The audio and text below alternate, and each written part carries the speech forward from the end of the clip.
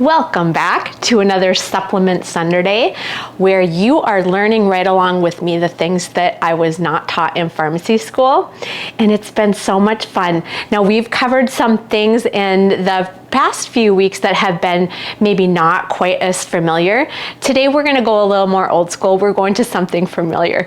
We're gonna talk about LACTOBACILLUS acidophilus. Okay, now we all are familiar with this one, I would guess. So let's just cover quickly, what is it? What is it? It's a bacteria.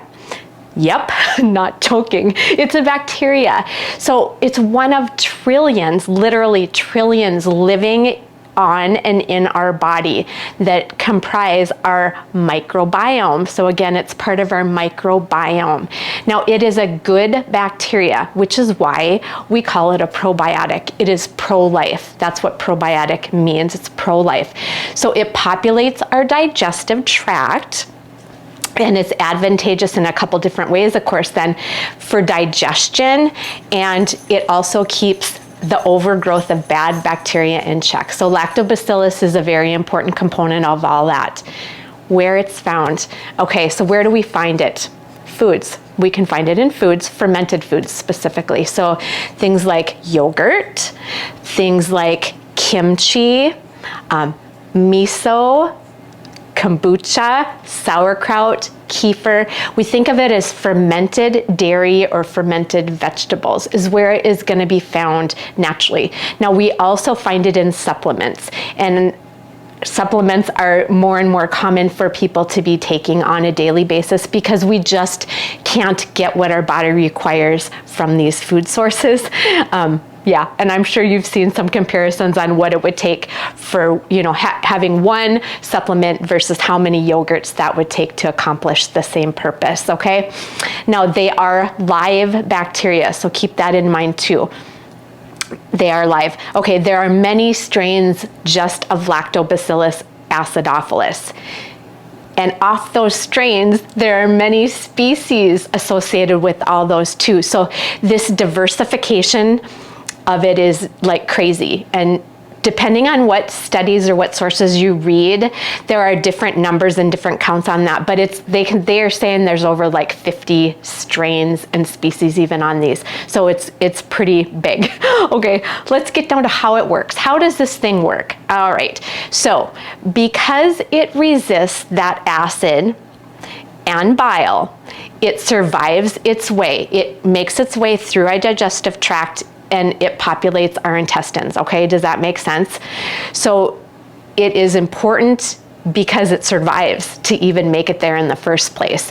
Now, it keeps that healthy balance because it works on our digestion and it absorbs the nutrients in our food, okay? So that's how it gets down there to do its work. Now, secondly, it actually makes vitamins, things like our B vitamins and vitamin K. So lactobacillus is really important on not only absorbing what's coming from our food, but actually making a number of vitamins in our body as well.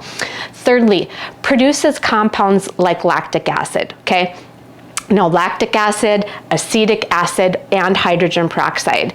Now, these are all important, and what they do is they make our intestines even more acidic, and we want that, okay? Because that prevents the harmful bacteria from repopulating and taking over control. So that's another way in which this lactobacillus acidophilus works, by producing these other compounds. Okay, fourthly, it converts fiber. It converts fiber into fat, specifically into small chain fatty acid, one called butyrate, which mimics a ketone. Now, ketones are important in balancing blood sugars, keeping those blood sugars in check. And it also has anti-cancer properties. Pretty crazy, huh? Okay, fifth thing, produces another compound called a bacteriocin.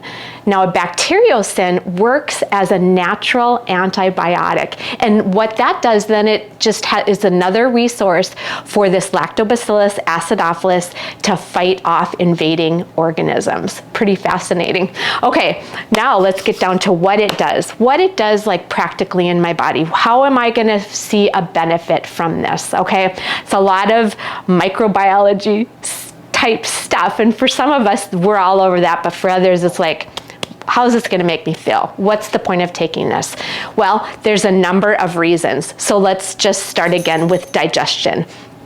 Helping aid in digestion, getting the nutrients out of the foods we are eating, because we already know that our foods are depleted. So we certainly want the nutrients that are actually in the foods to be absorbed into our system, right? Okay, so it produces, like we talked about, lactic acid, but first it has to produce an enzyme called lactase. And this lactase then breaks down a milk sugar called lactose. And then that goes on to produce lactic acid. Now, what is kind of cool here is that lactic acid keeps a microorganism called H. pylori in check. H. pylori is the main reason people come down with stomach ulcers. That's the main culprit. So that is awesome, right? Okay, another thing that it does when we talk about all this digestion, okay, so that's just one thing, this H. pylori for ulcers. But then we can get into just common symptoms that people struggle with, like bloating, constipation and diarrhea that's either associated with or not associated with things like IBS, any type of inflammatory bowel disease, so helping symptoms with ulcerative colitis, helping symptoms with gastritis. All those are ways in which you will see a difference when you get this on board and get it in check where it needs to be. Second, vaginal yeast infections. Okay, so many women will struggle with getting a UTI, right? You get put on an antibiotic and then you end up with a yeast infection. Boom, boom. It's almost all the time. So women especially, you need to keep that environment full of lactobacillus. This is the most prevalent microorganism, probiotic, whatever you want to call it, living in that tract. We need to keep that super acidic to keep that healthy, okay? So it is really important that if you are a woman that struggles with that, you need to be taking a probiotic post-antibiotic to get that back in check, okay? Third thing, allergies. It can help even prevent food allergies in addition to managing food allergies. Also things like seasonal allergies, perennial, meaning year-round, allergies, hay fever, all those types of symptoms, this has been shown to help alleviate those symptoms. Fourthly, increasing immunity. Now this should be going without saying, right? Because it is keeping bad bacteria in check, okay? If we are doing the right things, if we are educated about this and understand the importance of this, you're going to be more apt to get on board and believe in this and see how it's going to be helpful. Probiotics are really a common thing now, and Lactobacillus acidophilus is primarily the one that people talk about, right? So that whole immunity thing, by just keeping our gut healthy and letting the probiotics and the microorganisms that live there do their thing and do it well, okay? Fifthly, teeth and gum health. People that have struggled with this the most, when they do studies, they show that these people are actually deficient in Lactobacillus acidophilus, to the point where it's even been proven to be helpful in people who struggle with canker sores. So another good reason to be on board with this. Okay, here's a fun fact. Oh, one more thing. Cholesterol can decrease cholesterol. Now they've shown this when it is in tandem, when it's taken with other probiotics. That's when you see that effect, okay? Fun fact. Now some experts actually believe that if you take acidophilus along with a fructooligosaccharides, say that a couple times, that's a fun one. Okay, which is a long chain sugar, and we find those in things like artichokes, onions, garlic, bananas, asparagus, and that can actually help increase that rate of growth of Lactobacillus acidophilus. So that's another fun thing to keep in the back of your mind. Okay, now what do we want to avoid? There really isn't anything. So this little section is going to be more like how we take it, how we read labels, things like that. Now normally If we're reading a label, it's going to be in milligrams or grams, right? Now, when we're talking about microorganisms like this, bacteria, probiotics, it's in CFUs, colony forming units. And what that means, there's a sampling taken, and within that sampling, there are this many viable strains that are actually replicating and reproducing, okay? So that's what a CFU means. And it's huge. This number has to be huge. So we're looking at billions, okay? Generally speaking, 1 to 2 billion CFUs, okay? Now, if you are actually trying to restore balance, like post-antibiotic treatment, that can go up to 10 billion is what you need to be looking for. All right, so another thing to keep in mind, if you are on antibiotic course, you need to be spacing a probiotic about 3 hours after that antibiotic. And also, if you are an antacid user, you need to be spacing that, and you need to be taking that probiotic 60 minutes, at least 1 hour after you are taking those antacids, okay? Also, avoid sulfasalazine, which is a prescription drug, so check with your doctor or pharmacist on that if you are on sulfasalazine and want to get started on a probiotic therapy.